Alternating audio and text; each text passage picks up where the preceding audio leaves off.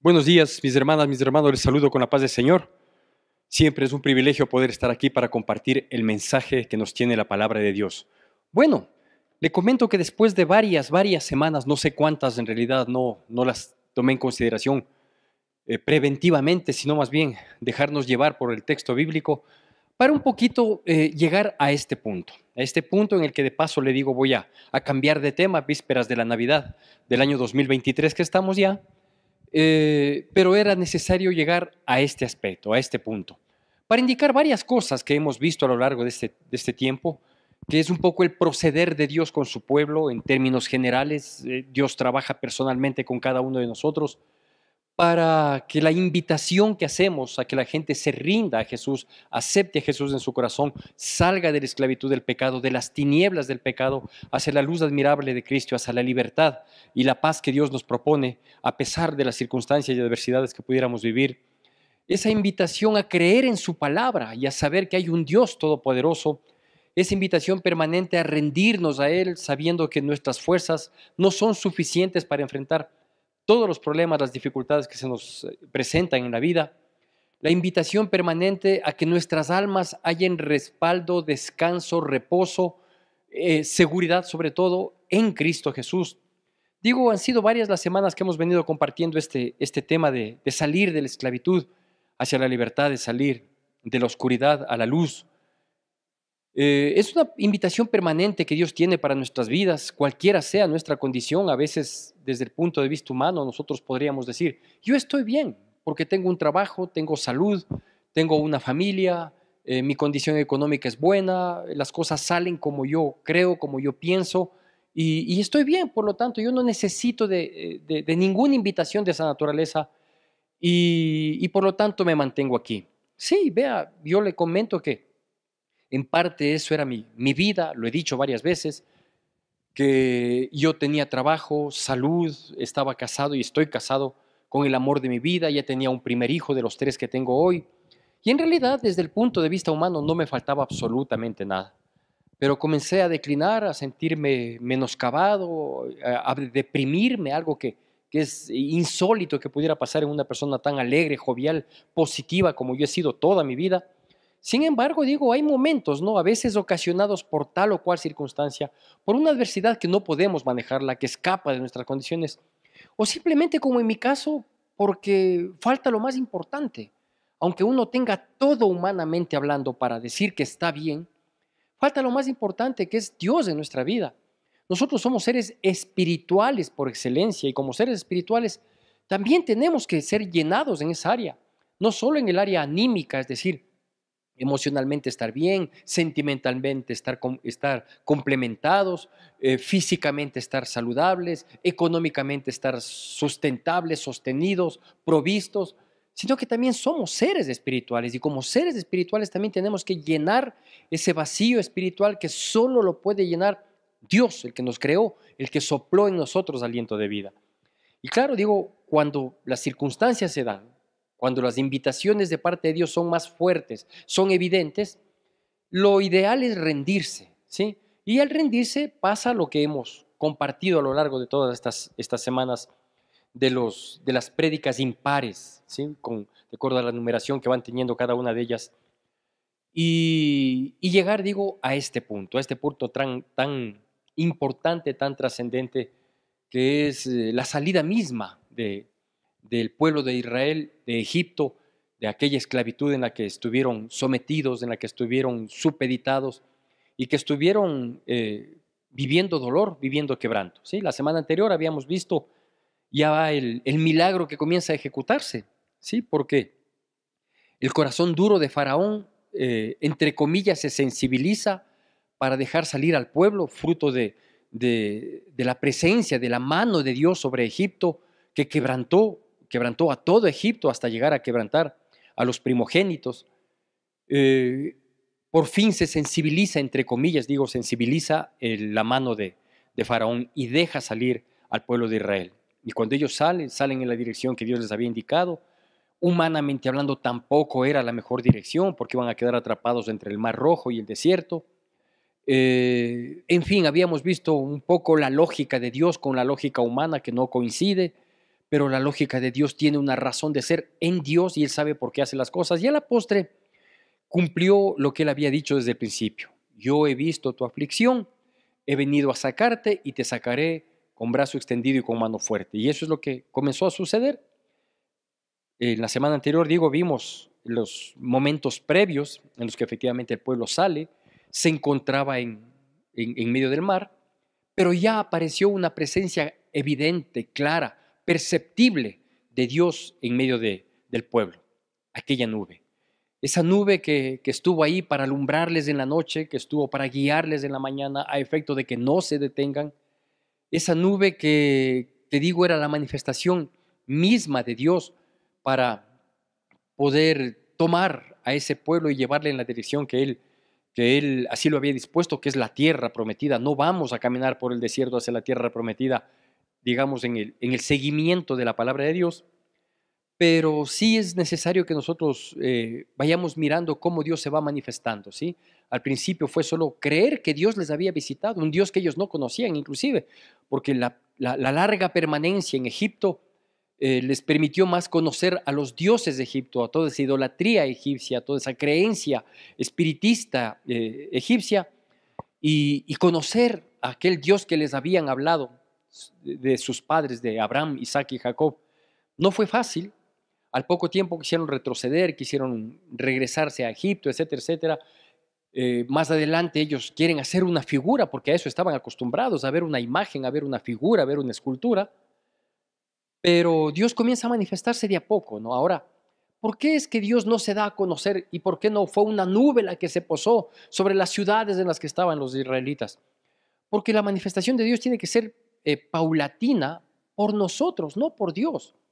Porque nosotros quedaríamos espantados de ver que a la vuelta de la esquina Dios hace cosas increíbles, maravillosas, antes de cautivar nuestro corazón y de invitarnos a ir adquiriendo cada vez un mayor compromiso con Dios. Entonces, Dios considera que es pertinente que de a poco se vayan dando las situaciones. Y llega, digo, a este punto, para lo cual le pido que vayamos al texto de nuestra palabra en el libro de Éxodo capítulo 14, del versículo 19 en adelante. Y recuerde que la semana anterior habíamos llegado a ese punto, ¿no? De que Jehová peleará por nosotros y nosotros estaremos tranquilos. Es decir, cuando las situaciones escapan de nuestras posibilidades humanas, cuando nuestra humanidad es simplemente una impotencia, entonces ahí Dios mete su mano sobrenatural, ahí Dios actúa providencialmente para cumplir su propósito, su cometido, que es liberarnos. Éxodo capítulo 14, versículos del 19 al 27, la palabra de Dios dice así: siempre, como le pido, por favor, atención y reverencia a la palabra de Dios. Éxodo 14, del 19 al 27, dice así: y el ángel de Dios que iba delante del campamento de Israel se apartó e iba en pos de ellos, y asimismo la columna de nube que iba delante de ellos se apartó y se puso a sus espaldas. E iba entre el campamento de los egipcios y el campamento de Israel, y era nube y tinieblas para aquellos, y alumbraba a Israel de noche, y en toda aquella noche nunca se acercaron los unos a los otros. Y extendió Moisés su mano sobre el mar, e hizo Jehová que el mar se retirase por recio viento oriental toda aquella noche, y volvió el mar en seco, y las aguas quedaron divididas. Entonces los hijos de Israel entraron por en medio del mar en seco, teniendo las aguas como muro a su derecha y a su izquierda. Y siguiéndoles los egipcios entraron tras ellos hasta la mitad del mar, toda la caballería de Faraón, sus carros y su gente de a caballo. Aconteció a la vigilia de la mañana que Jehová miró el campamento de los egipcios desde la columna de fuego y nube, y transformó el campamento de los egipcios, y quitó las ruedas de sus carros y los trastornó gravemente. Entonces los egipcios dijeron: huyamos de delante de Israel, porque Jehová pelea por ellos contra los egipcios. Y Jehová dijo a Moisés: extiende tu mano sobre el mar, para que las aguas vuelvan sobre los egipcios, sobre sus carros y sobre su caballería. Entonces Moisés extendió su mano sobre el mar, y cuando amanecía el mar se volvió en toda su fuerza, y los egipcios al huir se encontraban con el mar, y Jehová derribó a los egipcios en medio del mar. Bueno, ¿cómo le llamamos a esta prédica? A esta prédica le vamos a llamar: los milagros son para siempre. Los milagros son para siempre. Y permítame comenzar diciéndole que de este acontecimiento sobrenatural del cual muchas personas a lo largo de toda la existencia de la humanidad han querido negar el evento sobrenatural que aquí se relata, esta salida prodigiosa, providencial del pueblo de Israel de Egipto, que Dios abre el mar para que su pueblo pase en seco, y cuando los perseguidores, el enemigo, los egipcios, venían atrás y estaban en medio del mar, se cerró el mar y ahogaron a todos ellos, y Dios les quebrantó para que nunca más volvieran a ver a los egipcios, dice la palabra. Digo, este acontecimiento que ha querido ser negado, este acontecimiento que ha querido ser falseado, que han querido darle la tonalidad de una imaginación nada más, de una historia relatada pero nunca vivida y que se ha transmitido de generación en generación, pues conforme hay más o han habido más reparos y más señalamientos con el propósito de negar la realidad de este hecho, lo único que se ha conseguido y que se ha logrado es encontrar muchas más evidencias, muchísimas más evidencias de esto que nosotros no podemos imaginar. Quizás en algún momento Hollywood nos ha presentado cuando digo Hollywood no me refiero específicamente a la empresa esta, ¿no? Sino a la industria del cine que trata de ilustrar este tipo de cosas, porque a lo mejor estoy atribuyendo un trabajo cinematográfico a quien no corresponde, ¿sí? Entonces, entiéndase Hollywood como industria cinematográfica. Entonces digo, nos han ilustrado de alguna manera y obviamente las imágenes son impactantes, pero aún así queda corta la situación, ¿sí? Porque eso es lo que la imaginación puede dar a entender. Pero lo que sucedió aquí son cosas impresionantes, maravillosas, ¿sí? Sin explicación, excepto decir Dios vive y Dios existe. No puede haber otra explicación. Si quisiéramos inventar algo para tratar de justificar esta salida de Israel y negar que haya sido del modo que la Biblia nos relata, seríamos necios, porque han habido miles de años en los que se ha querido negar esta situación. Insisto que efectivamente lo único que se ha logrado es corroborar, ratificar y confirmar la mano de Dios en esta situación. Mire estos aspectos que quiero destacar. Quizás son de los versículos más escandalosamente prodigiosos, providenciales, milagrosos, sobrenaturales que hay en la Biblia. Hay muchos otros acontecimientos más en la Biblia. No es el único. Quizás este es de los más conocidos porque se ha trasladado, digo, a las pantallas de cine y de televisión, y quizás eso le haga conocido. Pero el libreto lo escribió Dios, en realidad, con su pueblo. No es un libreto inventado, simplemente es tomado del texto bíblico para ser puesto en el cine. Bueno, ¿qué es lo que nos dice aquí?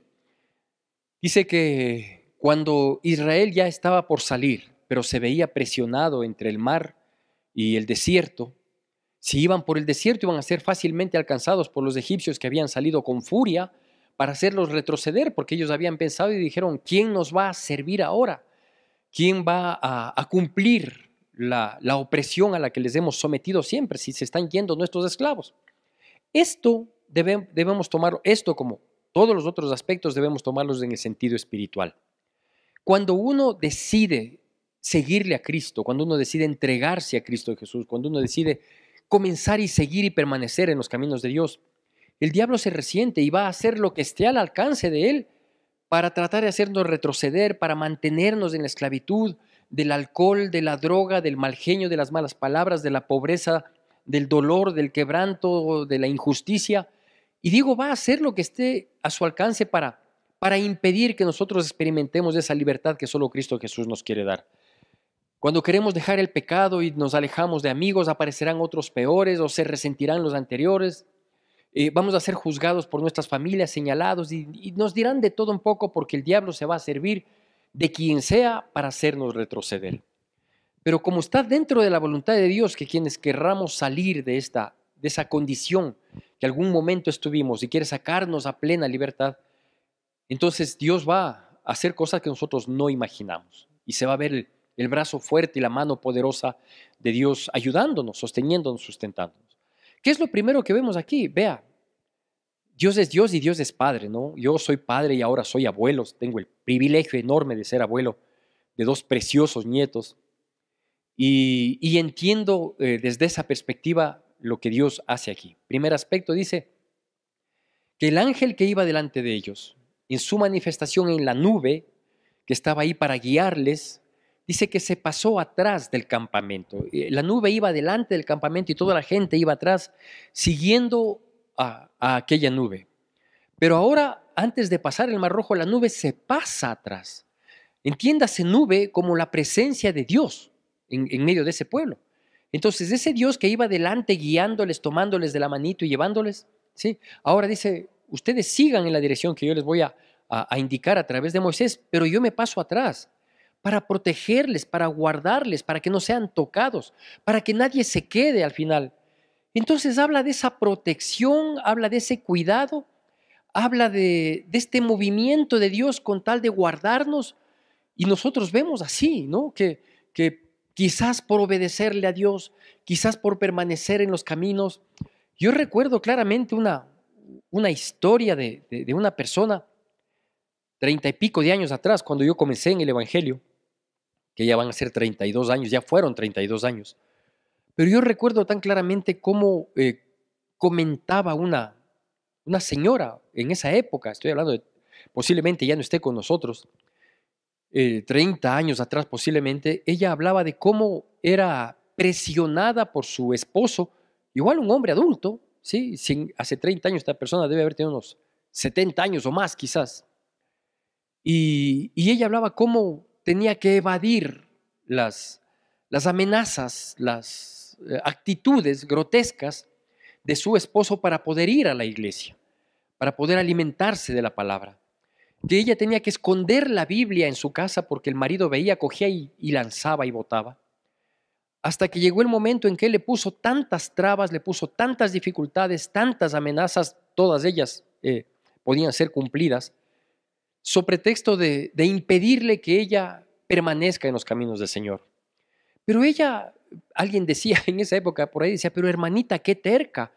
Ella decía, es que, ¿qué hago yo? O le sigo a mi esposo que me ha causado tanto dolor y tanto daño, o le sigo a Cristo Jesús que ha salvado mi vida. O sea, no tengo ni que pensar, no puedo ni dudar a quién seguir. Mi esposo es la amenaza personificada, el dolor y quebranto de mi vida, ¿sí? Y Jesús es la salvación, mi paz, mi rey. Cantábamos en esa época, Él es mi paz, ha quebrado todas mis cadenas. Y cantábamos con llanto esas canciones, quienes vivíamos esta transición de salir de las tinieblas a la luz admirable de Cristo Jesús. Y recuerdo que cuando ella estuvo amenazada, inclusive los hijos, los pocos que estaban preocupados de ella, le dijeron, mamá, ve, dale gusto a papá, porque si no vas a perder todo lo que de él recibes. Y ella dijo, yo de él no recibo nada. Si yo recibo, recibo de Dios a través de él o de cualquier persona.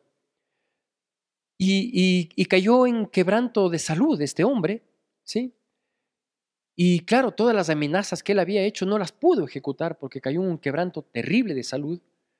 Ella tuvo, cierto es, la responsabilidad de velar por él, pero comenzó a tener esa libertad que Dios le había dado. Y sobre todo algo que uno no puede imaginar, ¿no? Que ella nunca manejó un centavo, porque pues, el esposo le daba lo extremadamente necesario para ella y para la manutención de la familia. Y él se sintió tan mal que tuvo que hacer un poder por voluntad propia para que ella manejara la parte económica, ¿sí? Y ella se dio cuenta que el hombre tenía su buen ahorro, porque él prefería ahorrar antes de suplir todas las necesidades o inclusive de darse un gustito, de complacer en algo a su familia, ¿sí? Así pasó mucho tiempo hasta cuando ella adquirió destreza en el manejo económico, nunca antes lo había tenido, y el hombre en su quebranto, le terminó pidiendo perdón, aceptando a Jesús en su corazón y partir para la eternidad. No digo que Dios va a matar a todos nuestros enemigos, aquí sí lo hizo, Aquí sí lo hizo en el texto que acabamos de leer. Pero hay un refrán que dice, no hay mal que 100 años dure ni cuerpo que lo resista. Y cuando uno se acoge a Dios, Dios por un tiempo nos da la firmeza, la fortaleza, el soporte para aguantar las vicisitudes, las dificultades, las adversidades, hasta que llega la liberación. Dios se pone atrás para protegernos, a efecto de que no retrocedamos, a efecto de que no perdamos la fe, a efecto de que no descuidemos ni vayamos a distraer nuestra atención. Dice que la nube se pasó atrás. Y mire cómo son las cosas, ¿no? Digo, la nube, entiéndase como presencia de Dios. Por otro lado, la presencia de Dios para Israel, que ahora estaba adelante, era iluminación. Y para Egipto, que estaba atrás, sí, eran tinieblas. Y que la presencia de la nube entre el campamento de Israel y los egipcios que venían con su caballería nunca permitió que se acercaran lo suficiente como para causar mayor daño, ¿sí? O ningún daño, ¿sí? ¿Cómo entiendo esto yo? Yo entiendo que nosotros somos probados hasta donde podemos soportar. Yo entiendo que Dios a veces nos lleva a un límite humano, pero que mientras este tipo de cosas suceden y a nosotros nos generan angustia, etcétera, etcétera, Dios está tan seguro porque es el mismo nuestro protector, es el mismo nuestro salvador, es el mismo el que nos cuida, nos protege y aleja, pone distancia con el enemigo. Dice, con mi hijo, con mi hija no te metas. Ya has hecho demasiado daño, ya has causado demasiado dolor, ya te has sobrepasado, sí, pero ahora estoy yo aquí protegiéndolo. Ni te acerques. Y le decía que yo entiendo esto desde la perspectiva de padre y abuelo, porque así lo he vivido con mis hijos, ¿no? Y junto con mi esposa hemos sido un poquito sobreprotectores, ella más, ella más. Y que a mis hijos nadie se acerque, que a mis hijos nadie les toca, que a mis hijos nadie les queda viendo mal, que si se ven con mis hijos, pues antes se ven conmigo, ¿no? Estoy hablando humanamente. Y hoy con mis nietos es igual, hoy con mis nietos es igual. Si puedo darles respirando, si puedo protegerles, guardarles, complacerles, estoy dispuesto a hacer lo que sea, pero que ellos no sean tocados por nada, ¿sí? Digo, la condición humana de protección, de cuidado, de amor, de guía, que tratamos de hacerlo. Ese es el sentimiento que a mí me nace cuando veo esta protección de parte de Dios.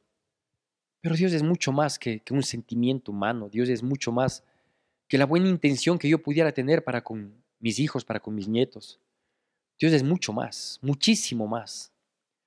Y Él está dispuesto a protegernos, a guardarnos y a no permitir que el enemigo que nos ha venido oprimiendo, que nos ha venido perjudicando, que nos ha venido quebrantando, vuelva a tocar un pelo de nuestras vidas. Porque los milagros de Dios son para siempre. Así se llama esta prédica. Los milagros son para siempre. Y no vemos solo que la nube guiaba, que la nube se pasó atrás para proteger, que la nube hizo mantener distancia, que la nube alumbraba a su pueblo y a su vez era tinieblas para el enemigo, sino que también nosotros vemos que ya comenzamos a desarrollar fe en nuestras vidas, a desarrollar fe en nuestras vidas. Es decir, si algo faltaba o algo está faltando en nuestras vidas, en el caminar de nosotros, es, eh, es momento propicio para comenzar a poner por obra. Yo le quiero contar rápidamente un testimonio. Debe haber pasado unos 6, 7, quizás 8 meses de que yo estaba en los caminos del Señor.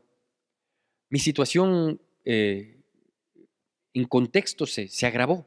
Si era mala antes de conocer de Cristo, conozco de Cristo, comienzo a enamorarme de Dios, de su palabra, de sus promesas, pero en mi realidad la situación empeoró. Y empeoró manifestado tanto en las carencias económicas cuanto en el quebranto de salud de mi esposa y de mi hijo, e inclusive de mí mismo. Y comencé a actuar por fe. Ya 8 meses después no me quedó otra. Como digo, Dios a veces nos lleva al límite y no me quedó otra que actuar por fe. Por ejemplo, en una ocasión nos tocó con mi esposa botar la medicación que habíamos comprado por creerle a Dios. El Señor puso en nuestro corazón tal convicción de sanidad, en ella fue, en mi esposa, que dijimos, sí, Dios sanó y punto, ¿no? Y hoy te sientes bien y no dudemos de que mañana te vas a sentir mal y vamos para ahí. Y nos despojamos de la medicación, que además había tenido un costo, y nuestra economía no estaba como para hacer ese tipo de cosas, pero la fe nos impulsó a desafiarnos a nosotros mismos y a creerle a Dios. Y eso fue lo que sucedió, que efectivamente mi esposa sanó. Tiempo después, como que quiso aparecer reaparecer esos síntomas, todo, reprendimos y dijimos, no, estamos sanados y se acabó en un ámbito. Y en el otro ámbito en el cual yo fui muy duro en ese sentido, es que mi situación económica era muy crítica, muy grave, muy crítica. Estoy hablando del año 1991, 92 para entonces. Y no me lo dijo nadie, no me impulsó nadie, nadie me habló siquiera al respecto. Simplemente yo veía el desarrollo del culto que teníamos y sentí la inquietud y dije, creo que debo bendecir la obra de Dios. En aquel entonces éramos poquísimas personas en la iglesia. Y dije, voy a diezmar. Pregunté al llegar a la iglesia, ¿cómo debo hacer el cálculo? Me preguntaron, ¿usted cómo es su fuente de ingreso? Le digo, yo trabajo, tengo un sueldo, dependo de ese sueldo. Me dijeron, perfecto, es de esta manera. Y lo hice. A pesar de que mi sueldo no me alcanzaba para vivir los 30 días del mes, me alcanzaba para 20, para 22 días. Los otros 8 vivía de la misericordia de las familias. Me refiero a la familia de mi lado y a la familia de mi esposa. Y, y digo, no, pues si es que mermo de mis ingresos, lo que va a pasar es que me va a alcanzar para menos días. Esa es la lógica humana. Si X cantidad me alcanza para 22, X cantidad menos tanto me alcanza para 18, así de simple, para 15. Pero dije, voy a creer a Dios. Y lo hice. Y sembré. Invertí en el reino, como quiera llamarlo. Obedecí sobre todo, obedecí. Yo sé que a usted le gustaría más que a mí decirle, y de pronto me saqué la lotería. No, no me saqué la lotería, nunca me he sacado la lotería y nunca me voy a sacar porque no la compro. Yo no creo en la lotería, yo creo en Dios. Tampoco le voy a decir que a la vuelta de la esquina comencé a ganar millones, tampoco. Ya le digo, a usted posiblemente le gustaría escuchar algo así. Y a mí no sé si me gustaría comentar algo así, yo creo que es mejor comentar lo que en realidad pasó. Que poco a poco comencé a suplir mis necesidades y a que ya no me falte, ya no vivir en angustia, ya no vivir en el límite. Y eso me llevó a tener una obediencia en este sentido, una disciplina en este sentido, de aprender a dar para recibir, aprender a hacer mi parte para que Dios haga la suya, aprender a quitar la piedra para que Dios resucite, aprender a hacer mi parte, la parte humana, ¿no? ¿Qué es lo que pasó aquí? Dios les había ya demostrado con saciedad que Dios es Dios. Ahora le dice, ¿sabes qué? Extiende tu mano con la vara para que se abran las aguas. ¿Sí? Uno dice, pero ¿cómo? Si a mí me dijera, bueno, si a usted y a mí Dios nos dijera, ¿sabes qué? Mire esa vara que tú la has tenido, o ese esfero, o cualquier cosa que tengamos ahí, hazlo de tal manera. No, pero Moisés venía ya en un proceso. Moisés venía ya en un contexto de obediencia, de creerle, de sentirse desafiado a pesar de sus reproches humanos. ¿Y él qué es lo que hizo? Pues extendió la vara. ¿Y sabe qué pasó? Lo que aquí está dicho, lo que la historia lo ha ratificado. El mar se abrió y pasaron por seco, gloria a Dios. ¿Sí? Y lograron cruzar al otro lado, amén. Y nunca los egipcios se les acercaron, jamás. ¿Por qué? Porque en medio estaba Dios impidiendo que eso suceda.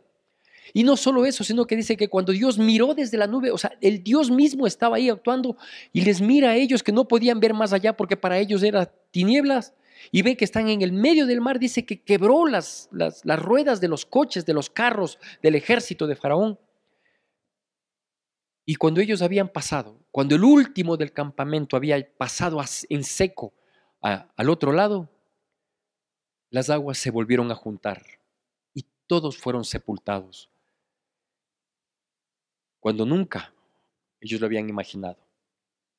Déjeme terminar diciéndole, Dios es el mismo ayer, hoy y por los siglos de los siglos. No es que ahora ya no suceden ese tipo de milagros, ¿sí? Claro, es que eso fue hace miles de años, 5 o 6 mil años. La resurrección de Lázaro fue hace 2000 años. Y la multiplicación de los panes y los peces igual fue hace tantos miles de años. Sí, yo sé que todos estos milagros que relata la Biblia fueron hace miles de años, pero Dios es el mismo. Por eso digo, los milagros son para siempre. Lo importante es creerle, perseverar, clamarle, pedirle, obedecerle. Y usted y yo podemos ver milagros. Yo los he visto. Me faltaría tiempo para contarlos. Todas las bondades que cuando el hombre ha dicho no, Dios ha dicho sí. Cuando todo estaba perdido, con Cristo fui más que ganador. Cuando parecía que todo se derrumbó, con Cristo se edificó.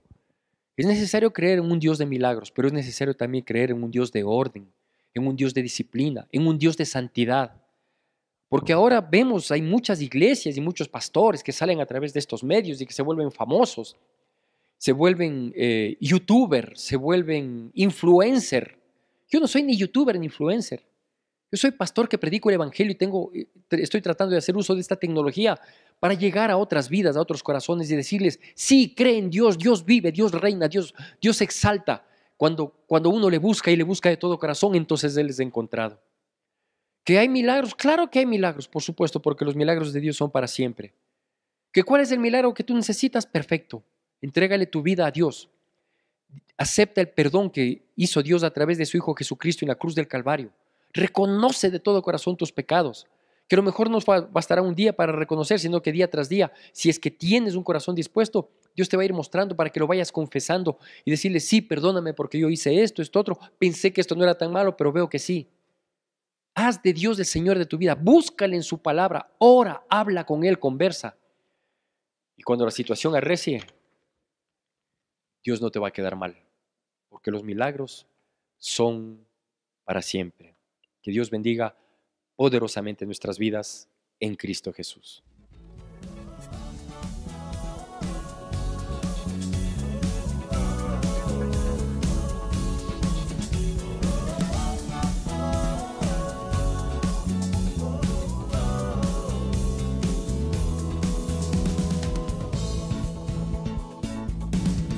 Toda la tierra y su creación se rendirán ante tu trono, Dios, y toda lengua te confesará